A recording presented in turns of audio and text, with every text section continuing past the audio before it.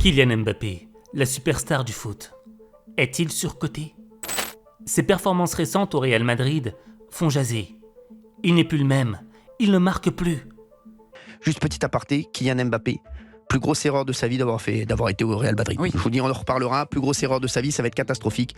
Voilà, je vous le dis, ça va être catastrophique. Et le PSG n'a jamais aussi bien joué que sans Kylian Mbappé.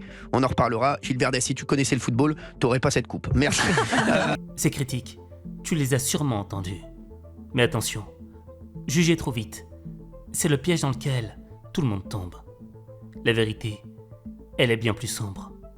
Dans cette vidéo, je vais te révéler les vraies raisons derrière ces contre-performances. Des raisons qui pourraient détruire la carrière de la star du Real Madrid. Si tu veux les découvrir, alors regarde ça.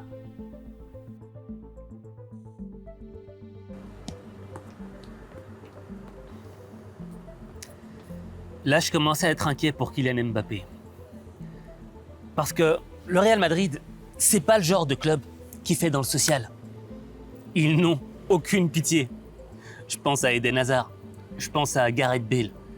Des joueurs qui avaient un talent immense. Mais t'as senti que moralement, ça allait pas trop, que sur le terrain, les performances n'étaient pas au rendez-vous. Et la sanction a été immédiate. Le Real Madrid, c'est un club d'exigence. C'est pas un club comme les autres. Quand t'arrives, tu dois être au top. Et ce club, il est tellement grand que ça me fait rappeler l'épisode Cristiano Ronaldo. Tu vois, CR7, pour moi, c'était le pilier du club. C'était le roi du Real Madrid. Et pourtant, le jour où il a commencé à se plaindre un petit peu, le jour où il a commencé à se plaindre sur son salaire, sur le fait qu'il méritait plus, etc., le patron du club, Florentino Pérez, lui a dit « Monsieur, vous n'êtes pas content? C'est pas grave. La porte, elle est par là. » La grandeur exige non seulement le talent, mais aussi la résilience face aux attentes. C'est après cet épisode que j'ai compris c'était quoi le Real Madrid. Tu vois, généralement, dans chaque club, t'as une star, t'as un joueur qui est au-dessus des autres. Et ce joueur, il est chouchouté, tu vois. Ce joueur, il est vu comme un prince. On n'a pas le droit de le toucher. C'est lui qui décide. C'est lui qui a les clés du club. Et ça me rappelle certains clubs. Or, au Real Madrid, il n'y a que le président qui a les clés du club. Et si t'es pas content, bye bye. Si t'es pas au niveau de performance auquel on t'attend, bye bye. Et c'est là que je commence à avoir peur pour Kylian Mbappé. Parce que tu vois, Kylian, là, ça fait 2 matchs qu'il n'a pas marqué. Certes, c'est que 2 petits matchs.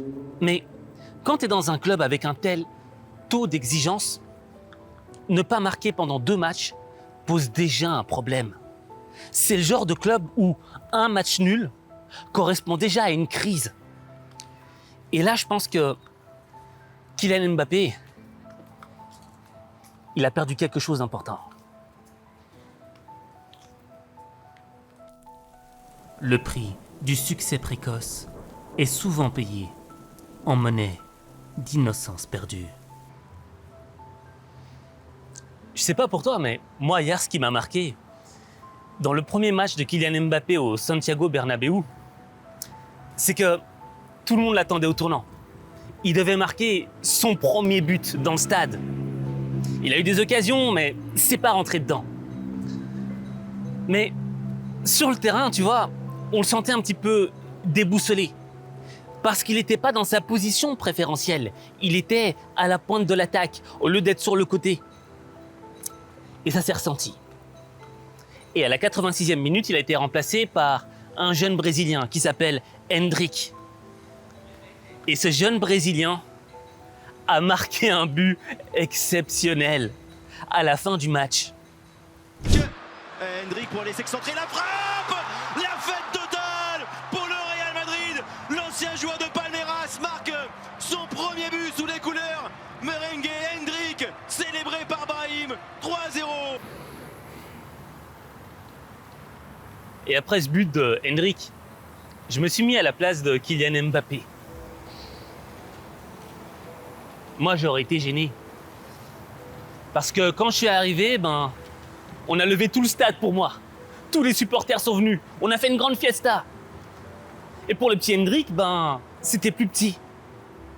Mais sur le terrain, c'est lui qui a prouvé qu'il avait le plus faim.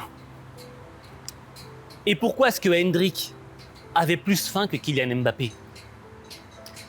C'est que Hendrik, au fait, il était sur le banc. Il sait c'est quoi être sur le banc. Tandis que Kylian Mbappé, en arrivant au Real Madrid, il prend bien conscience que avec tout ce qu'on a fait pour lui, au début, il va être intouchable. Et ce petit gars-là, animé par la faim, est entré sur le terrain avec quelque chose que Kylian Mbappé avait perdu lui-même.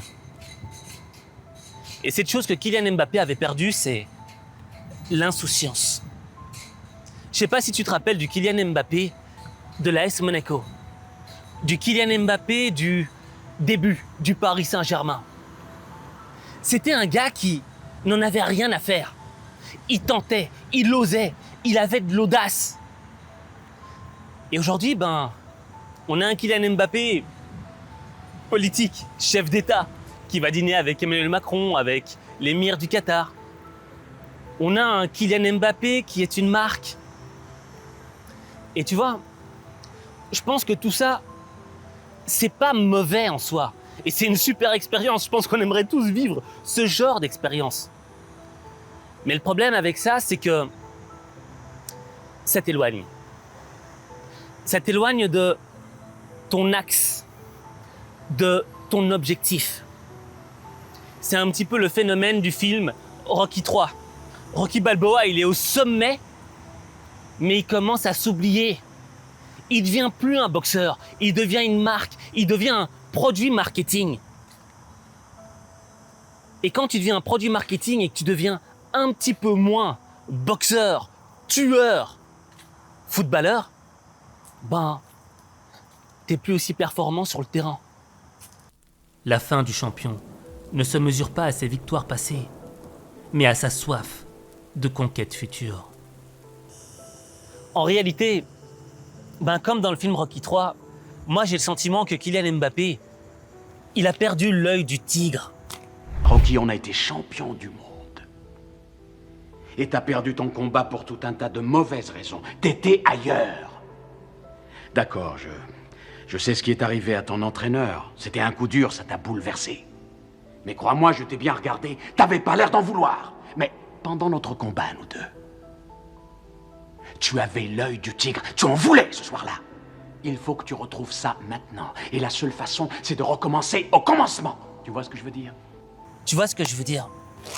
Parce que quand t'es au sommet, il y a un truc dont on ne prend pas conscience. C'est que au plus tu montes haut, au plus la pression est élevée. La pression des attentes des autres. La pression du sponsor. La pression du public. On t'attend au tournant. Et quand tu as perdu ton insouciance et que cette pression vient t'écraser, tu perds l'œil du tigre. L'œil du tigre, c'est quoi? L'œil du tigre, c'est avoir faim. L'œil du tigre, c'est s'endormir, se réveiller en ne pensant qu'à son objectif. Et tu vois, pour moi, la plus belle représentation de l'œil du tigre, c'était Clubber Lang, l'adversaire de Rocky Balboa. C'était Mr. T, Barracuda. Et là où ce mec m'avait marqué, c'est que il était insouciant quand il parlait à Rocky. Il n'en avait rien à faire de qui il était. Je vous le dis à tous, vous êtes témoins. J'affronterai ce mec où il voudra, quand il voudra. Ferme Dieu con, toi et ton pote, vous savez pas d'où je viens. Ta famille et toi, vous pétez dans la soie. Tu crois que t'es un boxeur? Prouve-le! Donne... Parce qu'il était confiant en ses capacités et qu'en même temps, il était mort de faim. Il était prêt à tout. Et quand je vois Clubber Lang, je pense au petit Hendrik. Le petit Hendrik, tu lui as donné 4 minutes de jeu seulement. Mais il les a prises. Il a pris cette opportunité et il a donné tout ce qu'il avait. C'est pour ça que je m'inquiète pour Kylian. Raviver la flamme de la passion est le plus grand défi du champion accompli. Tu sais pourquoi j'ai tendance à dire « je m'inquiète pour Kylian ». Parce que Kylian Mbappé, je le vois un petit peu comme un miroir spirituel. En lui, on retrouve un peu de nous. Et quand je vois qu'il a perdu l'œil du tigre, je me vois un petit peu en lui. Parce que moi aussi, j'ai un petit peu perdu l'œil du tigre. Cette année, tu vois, j'ai pas fait autant de vidéos que je n'avais fait avant. J'étais un peu moins mordu de faim. Tu vois ce que je veux dire? Pourquoi? Parce que j'avais beaucoup de pression. Parce que je voulais faire plein de choses. Mais j'ai pas mesuré la juste mesure. Et en même temps, j'ai perdu l'insouciance. L'insouciance de mes débuts où je me disais « je vais faire ci, je vais faire ça, je vais faire ça ». Non, là maintenant dans ma tête, je me disais « non, Aziz, tu dois être parfait. Tu dois être parfait pour ça, tu dois être parfait pour ça. Oh, t'as plus de 2 millions d'abonnés sur YouTube, 4 millions sur tous les réseaux sociaux, c'est énorme, c'est une responsabilité ». Et là, la pression, elle a commencé à me peser, quoi. Et je me suis dit « ah non, je dois changer ». Et tu vois, dans ma tête, j'arrêtais pas de réfléchir, mais ce temps de réflexion, c'était pas un temps où je travaillais. Et quand tu réfléchis trop, tu commences à être épuisé mentalement. On va pas se mentir. Raison pour laquelle, tu vois, quand je te dis, je m'inquiète pour Kylian, au fait, je m'inquiète pour moi, je m'inquiète pour toi aussi. Parce que ce qu'est en train de vivre Kylian Mbappé, c'est humain. Et on est tous des humains, on a ce dénominateur commun. Et on peut tous tomber dans ce travers de perdre l'œil du tigre. Mais ce qui compte, c'est quoi? C'est d'agir, pas de subir. Et le meilleur moyen pour retrouver l'œil du tigre, pour retrouver cette motivation, c'est de revenir à la base. Un petit peu comme dans le film Rocky III, quand Rocky repart s'entraîner dans un vieux quartier, tu vois ce que je veux dire? Tu vois, j'ai débuté dans cette salle. Y a pas de quoi la ramener. Rocky, écoute, tirons-nous avant qu'il nous fasse la peau. Ouais. Tu vois cet éclat dans leurs yeux, Rocky? Avant notre combat, je me suis entraîné à fond, mais j'avais pas ce regard-là. Toi, tu l'avais. Et tu as gagné. Il faut que tu retrouves ce regard-là. L'œil du tigre, mec. Ouais, l'œil du tigre. C'est ça que tu dois faire. Parce que le premier objectif, c'est de retrouver ton insouciance. La pression, c'est un petit peu comme des chaînes qui viennent t'entourer et qui te disent « non, on va pas te laisser faire ça, tu peux pas faire ça ». Et dans le fond, t'es entravé dans tes mouvements, tu peux pas faire ce que tu veux. Donc c'est ça la première chose que tu dois faire. C'est retrouver cette insouciance. Et retrouver cette insouciance, comment elle se fait? Tout d'abord, il faut revenir à la base des bases, à qu'est-ce que tu aimes vraiment. Et te rediriger vers ton axe, tu vois? Par exemple, Kylian Mbappé, il est devenu politique, produit marketing. C'est super. Mais il faut revenir sur l'axe principal. Et il y a aussi un autre élément qui est très important, c'est l'entourage. Tu vois, il y a des personnes que tu vas côtoyer, il y a des gens qui vont venir vers toi, qui ne voudront pas du bien, qui seront là que pour leur propre intérêt. Et comme toi, tu es une personne sympa, que tu es gentil, que tu es bien éduqué, tu vas rester avec eux. Tu n'as pas envie de les blesser humainement. Tu es quelqu'un de bien. Mais être gentil, c'est pas bien. Dans la vie, faut être juste. Et c'est différent d'être gentil. Parce que être gentil, c'est subir. C'est subir des gens avec qui on n'a pas envie d'être. C'est subir des arnaques. C'est subir constamment pour l'intérêt des autres. Or, l'idée, c'est quoi? C'est que tu commences à agir pour tes intérêts propres. Et il n'y a pas de mal d'agir pour soi. Parce que charité bien ordonnée commence d'abord par soi-même. Et quand tu seras dans cet état d'esprit et que ton insouciance commenceras à revivre, que cet œil du tigre commencera à ressortir et à avoir faim, eh bien là, tu transformeras ta vie. Mais ta vie, il n'y a que toi qui peux la transformer. Il n'y a que toi.